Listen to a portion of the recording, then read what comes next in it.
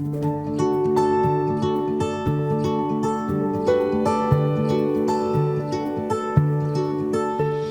everybody, I'm Joe Mayers and this is the Think Forever podcast. Today we have a story for you all about community. We'll learn about coming together for a common purpose and how to value things we sometimes take for granted. So please enjoy Laura Findley Evans' story, The Letter.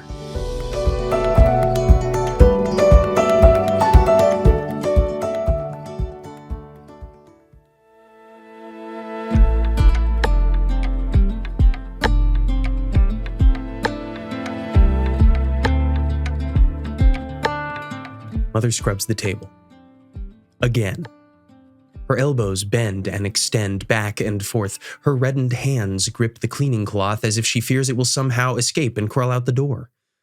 A wisper of hair that defied her head cover sticks to her damp forehead. She dunks the cloth in the bowl of water and wrings it out. Again. I check the level of clean water in the bucket in the corner by the stove. I foresee another trip to the well before the guests arrive. Sweep under here, Anna. Mother points with her toe to the already spotless floor under the table. I use the straw broom to chase after dust only she can see. One would think our home hadn't been freshened in weeks. Anna, check the bread. I lean the broom against the wall and peer into the oven. Again. All the round loaves are on their way to the exact golden brown Mother requires, as they were just minutes ago when I checked them. Her frenzied cleaning has distracted her from the fact that she can always tell when the bread is done by the aroma of perfectly baked loaves that will fill the room. When they are done.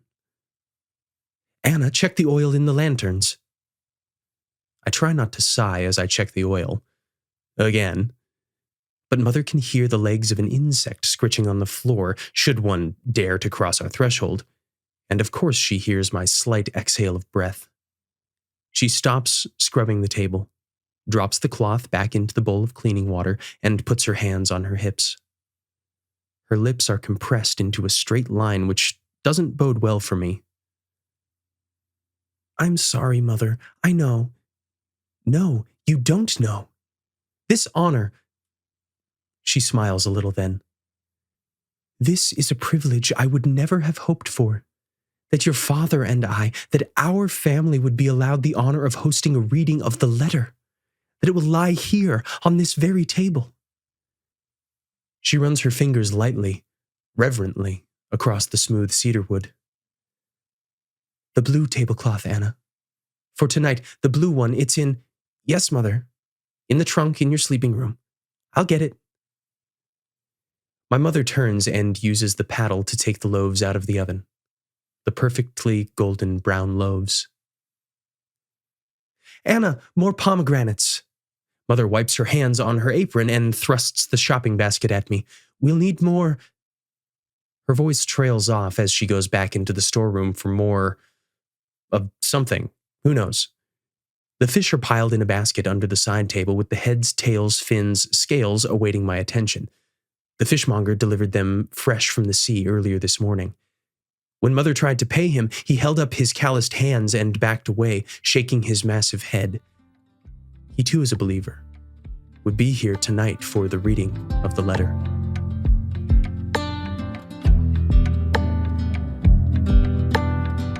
I hurry to the market and make my way to my favorite fruit vendor's table. Anna, we'll see you tonight. Grandmother, as she insists I call her, leans clear across her fruit table, her substantial middle almost squashing a ripe melon, to whisper in my ear. She thrusts 3 pomegranates into my hands. Just a small contribution for the meal. She winks at me and gestures for me to add them to my basket. All along the rows of tables and blankets in the market, there are more whispers and more contributions. Our home is not one of the large church houses with generous courtyards and vast upper rooms in which to meet. But as the number of believers continues to grow, smaller homes, such as ours, host gatherings as well. How many people are coming to the reading tonight? I worry we won't have enough room for everyone. But with my basket near to overflowing, I'm sure there would be plenty to eat.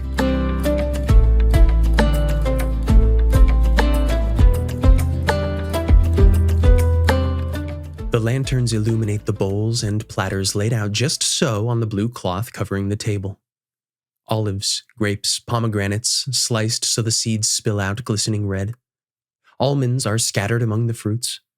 Our two largest platters hold fillets of the delicate white fish simmered in olive oil with onions and garlic, seasoned with rosemary. The only space not covered with food or cups for wine is in front of Father's chair, where Ozias will sit to read the letter. Mother brushes an imaginary crumb from where the papyrus will lie and moves one of the lanterns closer. When the letter had first arrived, delivered to the church elders, the news had rapidly spread to all the Christian community in Thessalonica. It was decided the letter would be carried by literate elders who would meet with small groups in the homes of believers. Small groups only, at table for the evening meal. Anyone inquiring would only see friends gathered to eat and talk about mundane things. The weather, perhaps. I had heard Father and his friends discuss the weather for hours in the past. Would it rain more or less this spring? Would it be hotter than usual this summer? A simple thing, really, to cover the papyrus with the flick of a wrist and wonder aloud if the winds would die down soon. The meeting tonight followed dozens of others that had already taken place, and only one had involved long discussions of the weather when a rabbi, a friend to Jews and Gentiles in that area, had stopped by during his evening stroll. A good man, they'd said, one who studied the law and the prophets with great diligence. But no one knew exactly where he stood regarding the way.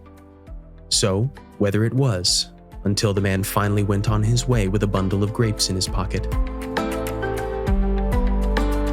Anna, we must wash and change. Mother holds open the woven cloth that separates the sleeping room from the rest of the house.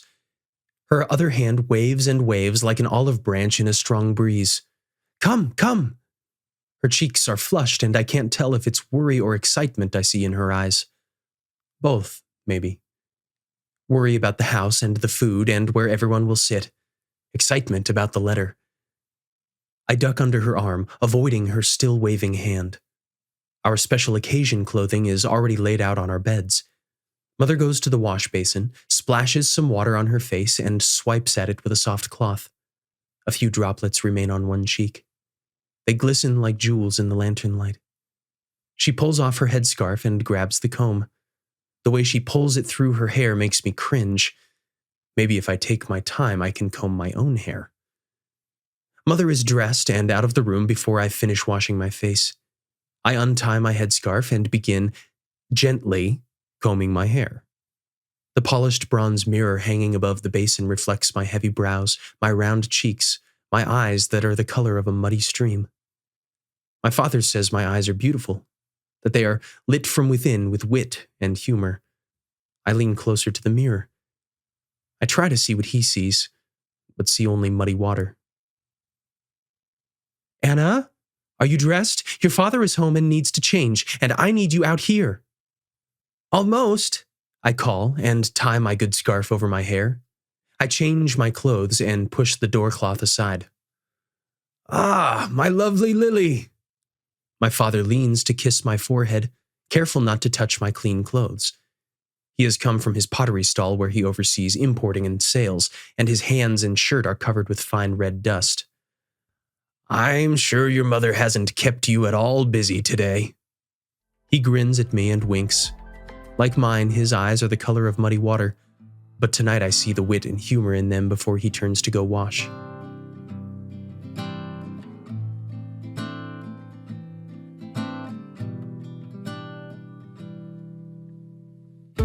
As impossible as it seems to me, most of the food is gone. It had been in abundance, enough to feed 3 times as many people who are crowded around the room.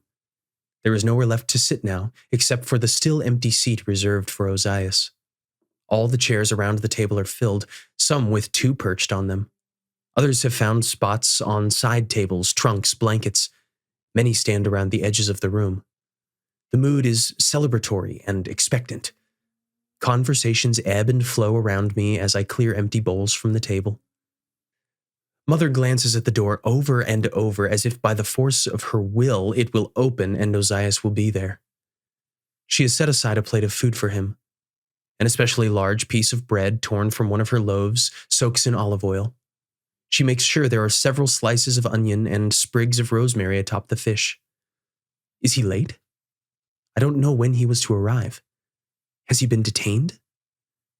There are so many who oppose the way, seeking to imprison, even torture believers. Paul himself had been forced to leave. Now I too glance at the door over and over. And then the door is finally flung open with a rush of cool air that gutters the lantern flames. "Ozias!" Many voices call to him at once. He is tall, taller than my father, with shoulders almost the width of the doorway. His beard is black, run through with silver. His eyes are pale, almost gray, and laugh lines radiate from them. "Brothers and sisters, followers of the way." Greetings are exchanged, and my father leads Ozias to the head of the table. He sits, and mother sets his plate before him. He leans so far over the plate that I think his nose will end up in the food. "This smells wonderful."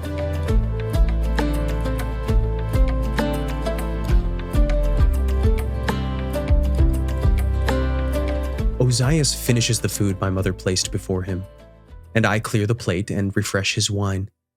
He smells like ink, incense, and beard oil. "Thank you, Anna." His gray eyes sparkle, and I can't find my voice to tell him what an honor it is to serve him, to have him sitting here at our table. Once mother brushes a few crumbs away and moves the lantern a slight bit closer to Ozias, he opens his satchel and pulls out a cloth-wrapped bundle. He places it on the table and carefully unwraps a parchment.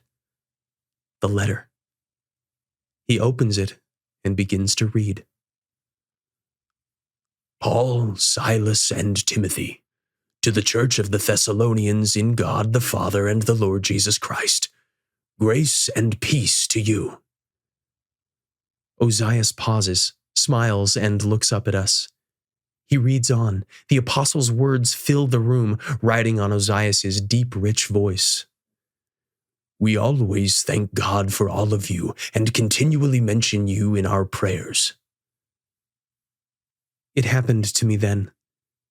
The room, the people, the smells of leftover food and half-filled cups of wine, the sounds of shifting feet. They all recede as if a heavy mist has enshrouded the room. I see only the parchment, hear only Paul's words, his encouragement, his exhortations.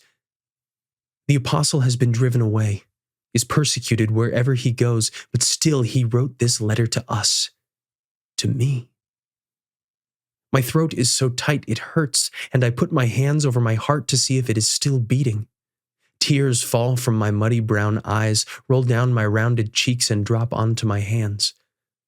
The value of this letter is beyond price. It will live in me for the rest of my life.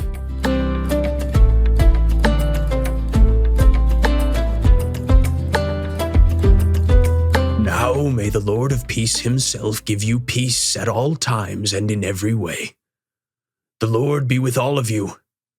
I, Paul, write this greeting in my own hand, which is the distinguishing mark in all my letters. This is how I write.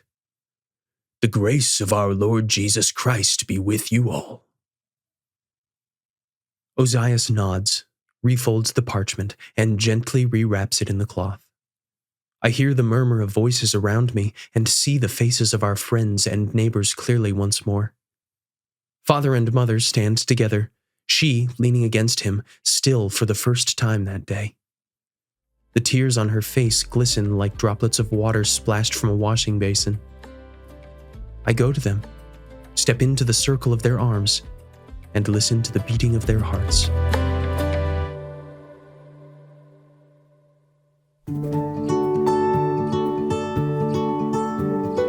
Thank you for watching or listening to today's episode. If you're enjoying the stories, we'd love to hear from you, so feel free to leave us a comment here or on our socials at Go Think Forever.